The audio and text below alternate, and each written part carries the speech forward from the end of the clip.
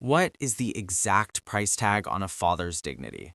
For me, I found out it was exactly $4,200 and a single text message received at dawn. Dad, plans changed. You're not coming. It's for my real family, Mom, Greg, and me. She had taken my money for a luxury vacation, and then she had uninvited me. 25 years of raising her on my own, and in a heartbeat, she chose her mother's wealthy new husband over the father who had paid for every single thing in her life. Something shattered inside my chest that morning. But when she returned home 3 weeks later, her screams of disbelief could be heard from 3 streets away. I appreciate you staying with me for this story. Before we go further, tell me in the comments where you are watching from and what time it is there. Knowing you're listening means everything to me right now. I stood in my kitchen, phone in hand, staring at those cruel words until my vision blurred. The old coffee machine sputtered on the counter behind me, burning the last dregs of the pot. Outside, a red cardinal landed on the fence rail, a bright spot of color against the gray, overcast morning. I watched it fly away. That bird was lucky. It didn't have a child who just erased a quarter-century of devotion with a few typed characters. Change of plans, Dad. You're not coming. It's for my real family. Real family. I set the phone face down on the counter. I didn't throw it against the wall, though I wanted to. I set it down carefully, the way you handle a bomb that might go off. The screen glowed against the tile for a second, then went black. 3 weeks ago, Haley had asked me for $4,200. We were in this same kitchen with the same light filtering through the window. She had that specific smile on her face, the one that used to mean she had gotten an A on a report card. Now I realized it just meant she wanted something from me. It's for a family vacation, Dad, she had said. All-inclusive resort, 7 days. We really need this. Family vacation. I had let myself fantasize about it. Maybe her, me, and her boyfriend. She'd mentioned needing a week somewhere warm. It was the kind of trip that might stitch back the parts of our lives that got torn when Diane left us years ago. I transferred the money that same afternoon. I didn't ask for an itinerary. She was my daughter. She said we needed it. That was enough for me. 10 days ago, she left. She texted from the airport. Boarding now. Can't wait. Love you. She included heart emojis and palm trees. I texted back telling her to be safe and have fun. The kind of thing fathers say. The kind of thing I'd been saying for 25 years.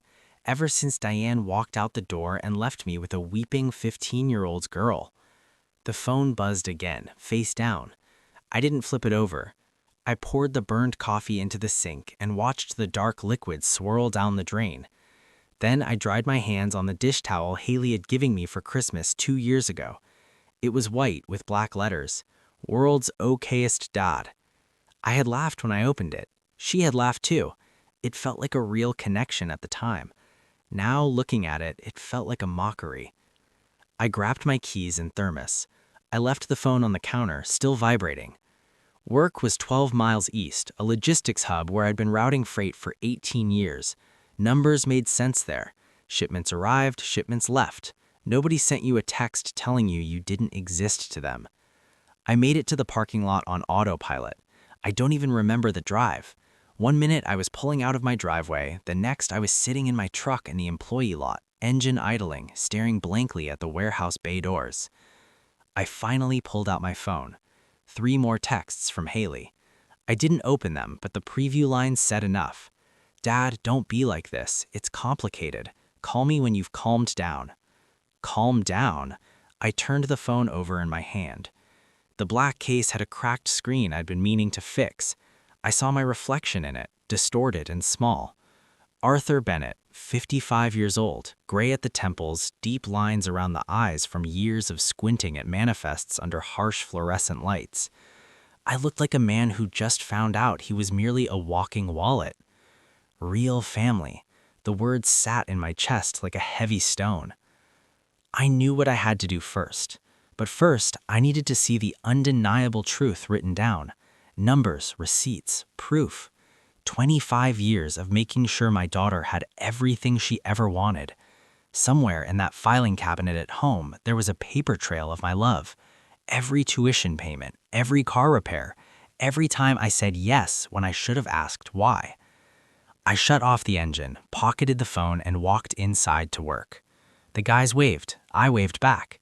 Someone asked about the game last night. I mumbled something. My body was there, clocking in, checking loads, but my mind was already back at the house, opening that filing cabinet, adding up the cost of my life. By lunch, I was sitting across from Joe Miller. Joe's Diner sat downtown. Red vinyl booths, AM radio playing softly, coffee for $1.50. I'd been coming here for decades. Joe knew my order. I knew when he had something to say worth hearing. He set a mug in front of me. Black, no sugar. Then he leaned against the booth, dish towel over his shoulder, and looked at me with the wisdom of a man who had seen it all. "You look like hell, Arthur," he said. "Feel worse," I replied. He didn't sit. He never did during the lunch rush. But he didn't walk away either. "Want to talk about it?" I wrapped both hands around the warm mug to stop them from trembling. My daughter asked me for $4,200 3 weeks back. Said it was for a family vacation, 7 days. I figured that meant me too. She say that or just said family? Just said family. Joe wiped the table between us in slow circles. Where is she now? Been gone 10 days. Texted this morning. Said I'm not coming. Said it's for her real family. The words felt like gravel in my mouth. Her mother. Her mother's new husband. Where'd she get the money from? Me.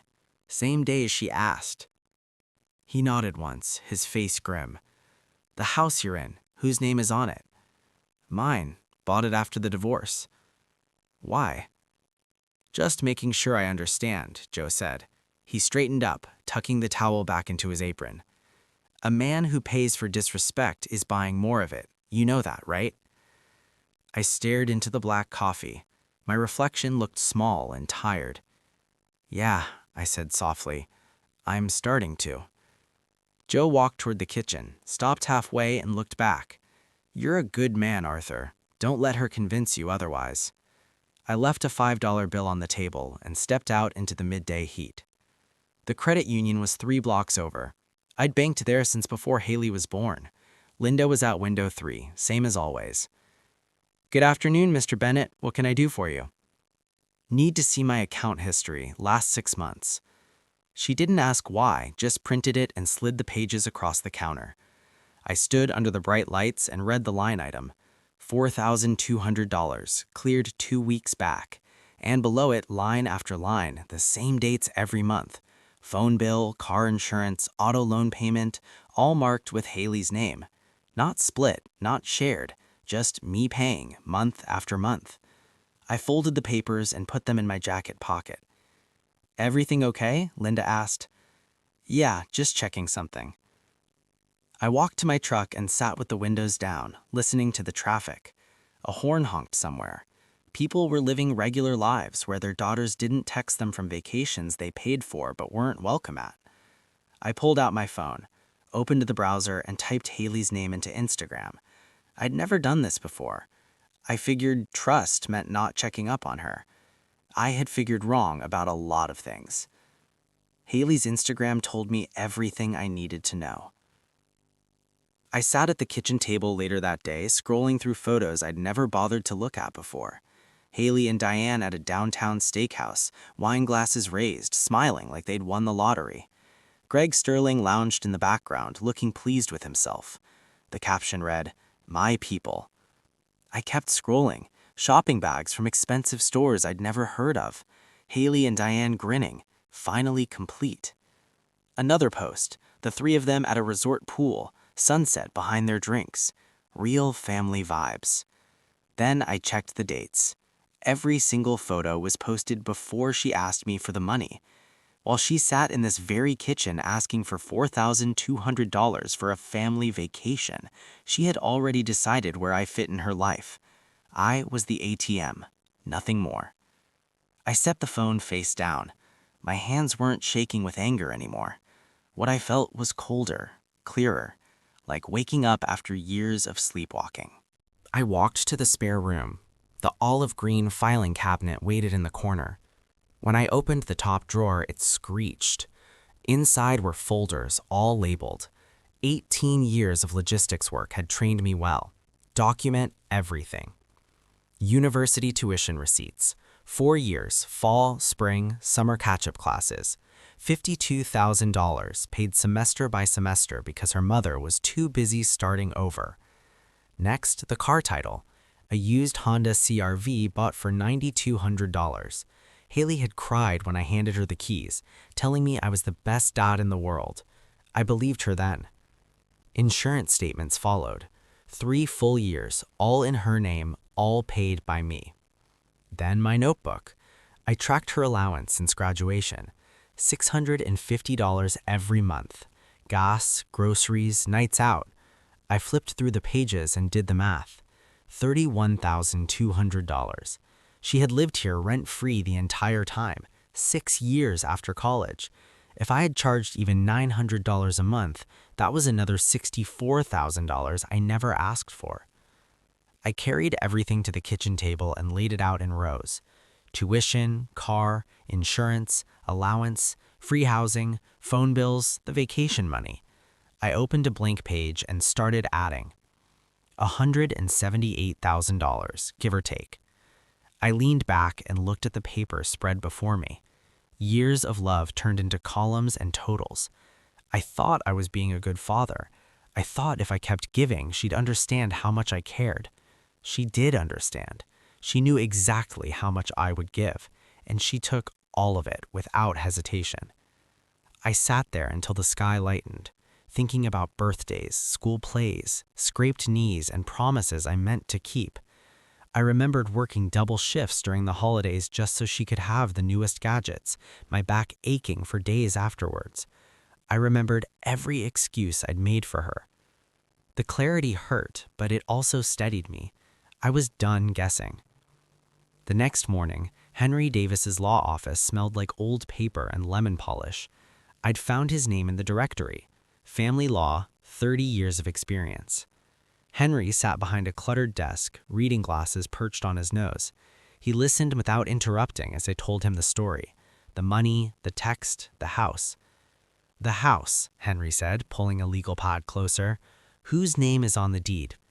Mine. Bought it after the divorce. Your ex-wife's name on the paperwork? No. Your daughter's? No, she just lives there. He wrote something down. Mr. Bennett, this state is not a community property state. That house is yours, period. You want her out? 30 days written notice. That's the law. I looked at my hands, rough, working hands. She's my daughter, I said, the words feeling heavy. Henry took off his glasses. And she chose to exclude you from her family. You're not punishing her, Arthur. You're choosing yourself. He opened a drawer and slid a business card across the desk. Sarah Jenkins, best realtor in the city. Tell her I sent you. I took the card. You don't have to do anything, Henry added, but if you decide you've had enough of paying for disrespect, she'll help. I stood and shook his hand. What do I owe you? First consultation is free. If you need me later, we'll talk numbers. Arthur, you're not the bad guy here. Outside, the heat was rising. I sat in my truck and stared at Sarah Jenkins' card. I thought about Haley's bedroom, the walls I'd painted, the window where I taught her to throw a softball. Then I thought about real family and that $4,200. I made a choice I couldn't undo. 2 days later, Sarah Jenkins stood in my doorway, iPod tucked under her arm. She drove a sensible SUV and wore a look of calm efficiency. Let's take a look, she said. We walked through the house. When we got to the living room, she stopped at the photo wall. Haley at 6, missing teeth. Haley at 18 in her cap and gown, my arm around her. Second thoughts? Sarah asked, quietly. No, I said, just remembering when those moments felt real. Does she know you're selling? Not yet. When is she back? 11 days. Sarah looked up sharply. That's extremely tight. Most sellers want 30 to 45 days. Are you sure? I'm sure. Price it to move. All right, we list tonight. My phone buzzed. Haley's name. I declined the call. The house went on the market that evening. The Harper family, Mark and Emily, made an offer in 4 days, a young couple expecting their first child. They walked through the house holding hands, pointing at corners, planning where a crib would go. In what used to be Haley's room, they talked about paint colors, their voices full of hope. They looked at me like I was giving them a treasure. I suppose I was. Cash offer, Henry told me over the phone on Wednesday. We can close in 10 days if we push it. Let's do it, I said. Closing was set for Thursday, 1 day before Haley came home. I started packing her things that night. I wasn't cruel. I folded her clothes carefully. I took posters off the walls without tearing them. I wrapped her trophies in newspaper. I labeled every box. Haley's room, Haley's books. I stacked them in the garage and taped a note to the top box. Storage Unit 2250, Sutherland Avenue, Unit 47. Rent prepaid 3 months, code 5823. Dad. Thursday came, I signed the papers, and I handed the keys to Mark Harper. Our kid is going to grow up here, Mark said, shaking my hand. Thank you. I walked out and didn't look back. I moved into a small rental near the river, 1 bedroom, quiet, empty in a way that felt like freedom. Friday morning, the day of her return, I sat on my balcony watching the river move slowly. My phone was on the table. At 9:43 a.m., a text arrived from Sarah, the realtor. 3 words. They're home now. I waited. It was 4:23 p.m. when my phone started blowing up. I was down by the water, fishing rod in hand. The phone lit up on the dock. 7 missed calls from Haley, 3 from a number I didn't know, probably Diane. Finally, I answered. What did you do? Haley was screaming. Dad, we can't get in. There are strangers in our house. I kept my voice level. I sold it. You what? You can't do that. This is my home. It was my house, Haley. You made it very clear I wasn't your family. That's not, I didn't mean, yes, you did. My real family. I read that text every morning for 10 days. Diane's voice cut in on the speakerphone. Arthur, this is illegal. We're calling the police. Go ahead, Diane. Everything is in order. Deed was in my name. Always was. Haley was sobbing now. Where are my things? Storage unit. The address and code are on the note I left. I heard Greg's voice in the background, trying to sound tough. Hey, buddy, let me talk to this guy. I'm hanging up now, I said calmly. When you're ready to talk without an audience, you know where to find me. I ended the call. Later, Sarah texted me. Deputies came, checked the deed, confirmed everything legal. They left empty-handed. 2 weeks later, we were in court. Diane had filed a complaint. The courtroom smelled of floor wax. Diane, Haley, and Greg were there. Greg was wearing an expensive suit that looked like it cost more than my truck. The judge, a no-nonsense woman named Judge Kincaid, looked at the deed. Mr. Bennett's name only, no co-ownership. He had every right to sell. Diane's lawyer tried to argue about constructive abandonment. Henry stood up. Your Honor, my client supported his adult daughter for years. He paid for her education, her car, her bills. He even packed her belongings in prepaid storage for 3 months. Judge Kincaid looked at the evidence folder, the receipts, the tuition, the history of me trying to be enough. She looked up at Diane. Case dismissed. Outside on the steps, Diane and Greg stormed off. Haley stayed behind. She looked at me, really looked at me, maybe for the first time in years. I didn't think you'd actually, she trailed off. You knew enough, Haley. You knew enough. I walked away. 6 weeks later, she texted, Can we talk? We met by the river. She told me Greg was gone, arrested for some financial scheme. Diane was broke. Haley had gotten a job as a receptionist. It's not much, she said, but it's mine. That's a start, I said. She asked if we could meet again. I said maybe someday when she learned the difference between showing up and staying. I'm not bitter. I'm free. I learned a hard lesson that day. Love without boundaries isn't love. It's just labor. And when people treat you like a wallet instead of a father, you aren't helping them by staying. You're teaching them you're disposable. If you enjoyed this story on this channel, please like and subscribe. And remember, walking away isn't cruelty. Sometimes it's the only way to get your self-respect back.